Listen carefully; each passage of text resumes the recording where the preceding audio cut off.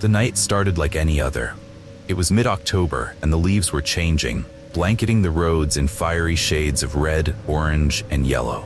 I was driving back from a friend's place, a rural stretch of road with barely any streetlights, the kind of road you can only see for a few feet in front of you before the darkness swallows everything else. It was just past midnight, the air crisp and the windows slightly cracked to let in that cool autumn breeze. I'd driven this road 100 times before, but tonight felt different. The trees that usually felt comforting, their branches swaying in the wind, now loomed over me like dark figures, twisting in unnatural shapes. I brushed it off as my mind playing tricks on me. It had been a long day after all. About 10 minutes into the drive, I noticed something odd. There was a car following me. Not close, but just far enough that I could see its headlights in my rearview mirror. At first, I didn't think much of it.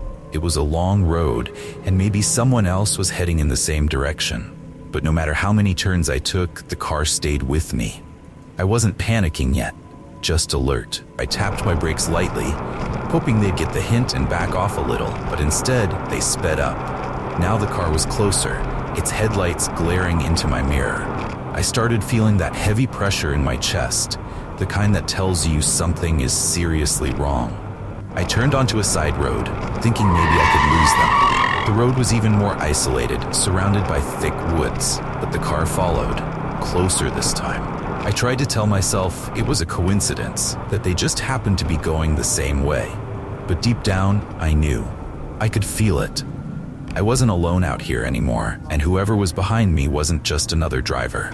Then, out of nowhere, they swerved into the opposite lane, pulling up right beside me. I glanced over. Big mistake. The road narrowed, and suddenly, the car behind me started flashing its high beams, blinding me.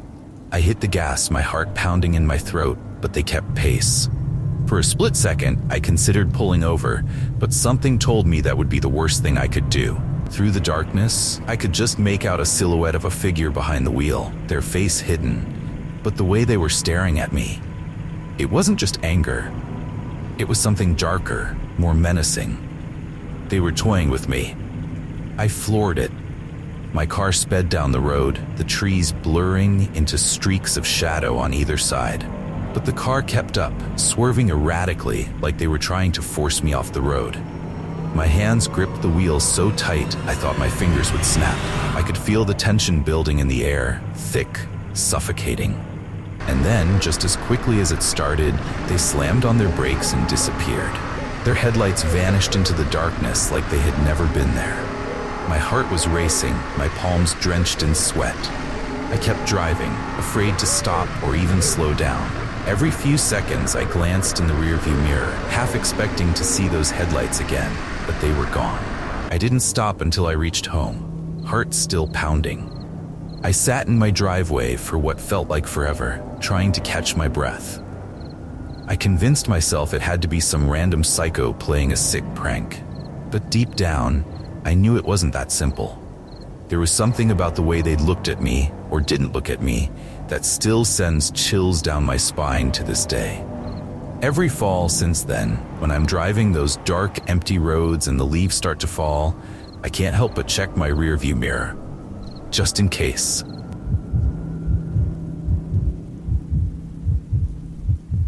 On the first time I saw him, I thought it was a deer. It was just after sunset, and I had gone for one of my usual evening walks through the woods near my home. I live in a quiet town, the kind where you know everyone by name, and these woods have always been my escape, especially during the fall when the air is crisp and the leaves are crunching underfoot. It was peaceful, until it wasn't. That evening I took my usual path. The leaves had just started turning gold and red, and there was a chill in the air that made me pull my jacket a little tighter. The sun was dipping below the horizon, casting long shadows across the trail. I should have turned back then, but I loved the fall sunsets, and I figured I could finish my walk before it got too dark. That's when I saw it, movement between the trees up ahead. At first, I didn't think much of it. A lot of wildlife passed through the area, especially in the fall. I slowed down, hoping to catch a glimpse of whatever it was. Then I saw it again. A quick, jerking movement, like someone or something was hiding behind the trees, watching me. I froze. My heart started pounding, but I told myself it was probably just a deer. Still, something felt off. I squinted into the dim light, trying to make out a shape. That's when I saw him, barely visible through the trees. He was crouched low, his body half hidden behind a thick oak, but he wasn't an animal. He was a man. I couldn't see his face clearly, just a dark figure, unmoving, staring in my direction. My stomach dropped. I didn't want to believe what I was seeing. Why would someone be out here alone in the middle of the woods at dusk, just watching? I took a step back, and as soon as I did, he shifted. Not towards me, more like he was circling around, keeping to the shadows. My pulse quickened, and 1,000 thoughts raced through my mind. I was alone. No one knew I was out here.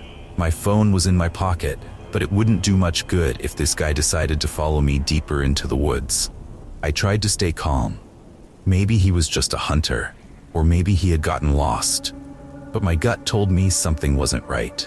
I turned slowly and started walking back the way I came, forcing myself to stay calm.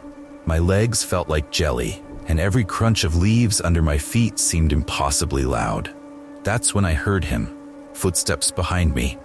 Slow at first, matching my pace. I didn't dare look back. I just kept moving, faster now, trying to act like I wasn't terrified. But the footsteps, they sped up too. I was almost running by the time I reached the edge of the woods, the last light of day disappearing behind the trees. My house was in sight, but I could still hear him, his footsteps, quick and steady, getting closer. I don't know how, but I made it to my front door. I slammed it behind me and locked it, my hands shaking. I stood there for what felt like an eternity, listening for the sound of footsteps outside. But there was nothing, just the wind rustling through the leaves. I didn't sleep that night. The image of that man, crouched in the woods watching me, burned into my mind. I told myself I was overreacting, that maybe it was just someone out for a walk, like me. But deep down, I knew that wasn't the case. The next morning, I decided to go back, just to prove to myself that I was being paranoid. But when I got to the spot where I had seen him, my blood ran cold. There on the ground was something I hadn't noticed the night before, a trail of footprints leading deeper into the woods. But they weren't just footprints. They were huge, like someone had been walking barefoot, even though the air was freezing. I haven't gone back to those woods since. Every time I think about it, I can still feel his eyes on me, watching from the trees. I don't know who he was or what he wanted, but something tells me I don't want to find out.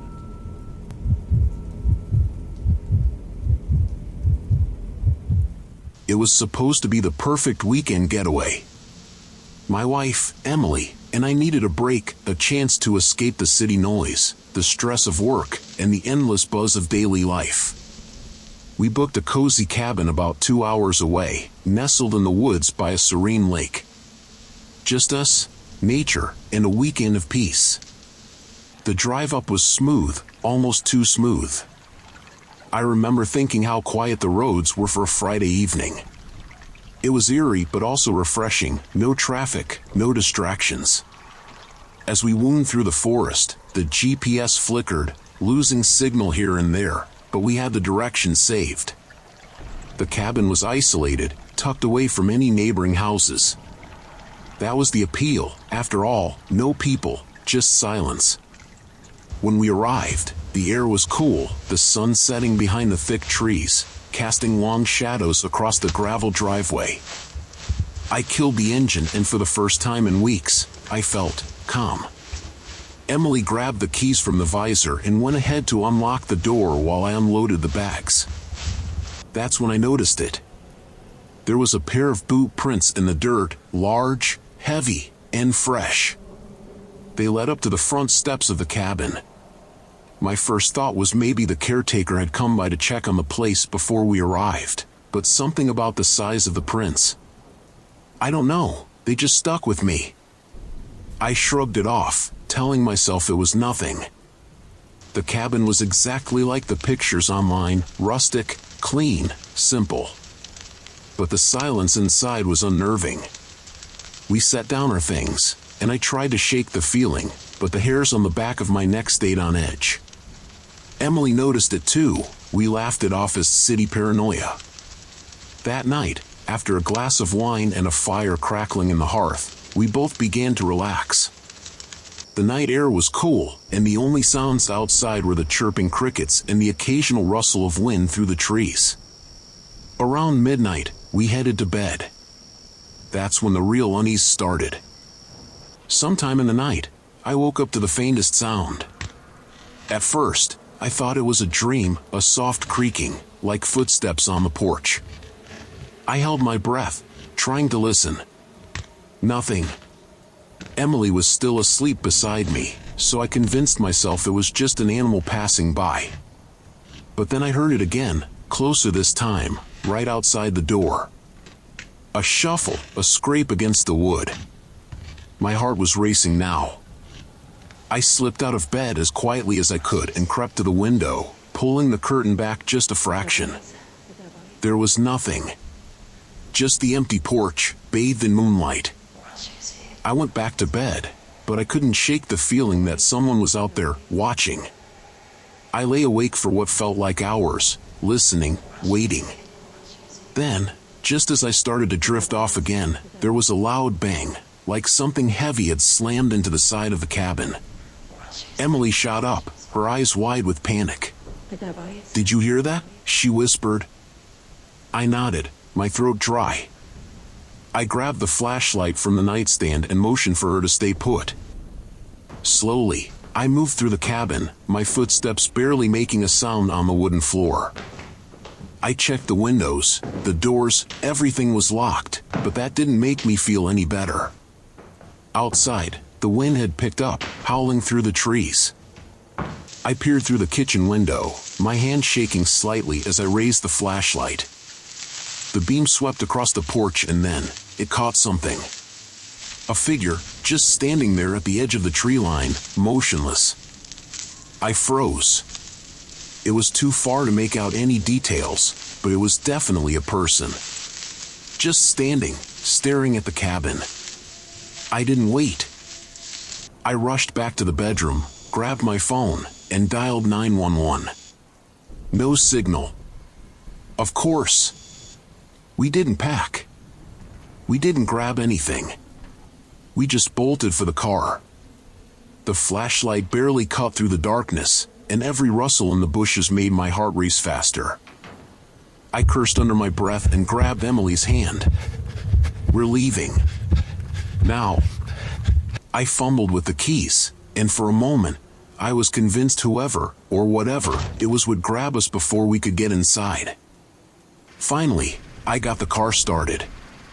The headlights blazed to life, sweeping across the trees, and the figure was gone. I floored it, gravel spitting out behind us as we sped down the dirt road, not stopping until we hit the main highway. We never found out who that person was or what they wanted. We called the property owner the next morning, and he claimed no one should have been out there. No other cabins. No neighbors. I still think about that night sometimes, about how close we were to something, or someone. To this day, I don't know if it was just some local messing with us, or something far more sinister. But I do know one thing, we'll never go back to that cabin. Some places just aren't meant to be peaceful.